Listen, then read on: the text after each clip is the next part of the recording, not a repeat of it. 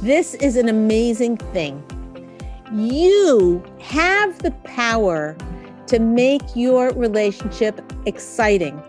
The question we got from Torah Anytime this week was, how do you make your marriage positive and exciting? I should have written it down. And it's so awesome because you actually have the power to do that. She wants to know how to instill it. So there's a couple of things. Number one, you can start thinking of what are things that you can do to add to the relationship instead of the same old, same old. So for instance, if you want to go somewhere that now it's COVID, so whatever, but you want to go somewhere and you've always wanted to go on a virtual tour, whatever, do things that you think of, like act on things that you already have thought of, that you read things. What are some exciting things to do around my neighborhood? Things like that. So that can add a lot of excitement. It's always want to have something to look forward to, and you're bringing something interesting to talk about at the dinner table, or, when you're driving in the car somewhere, instead of like, whatever, so you yourself could bring a lot of excitement to the relationship by looking into different things and interesting things. Interesting, that's the operative word. That's one thing. The other thing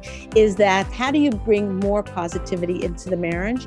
And the first thing is to look in yourself, to do introspection, to figure out, what do you personally need to do?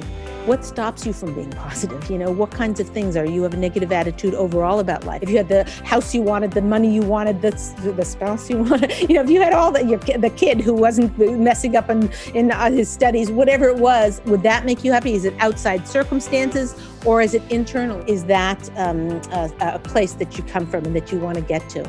And you can make a concerted effort each and every day to try and see what is positive in your life. And the way to do that is, at the end of the day, if you're a journalist, this will come naturally. If you're not, and it's hard for you, that you could just lie there in your pillow and say, okay, your head hits the pillow and you're like, okay, what am I grateful for right now?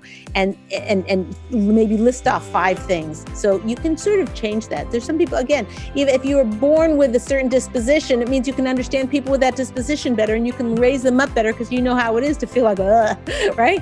So that is some tips and techniques just to shift things around, and I hope it works. And let us know. Type it in. We love to get emails, info@ladiestalkshow.com. Thank you for joining us. This is Leah Richeimer for the Ladies Talk Show. We'll see you next time.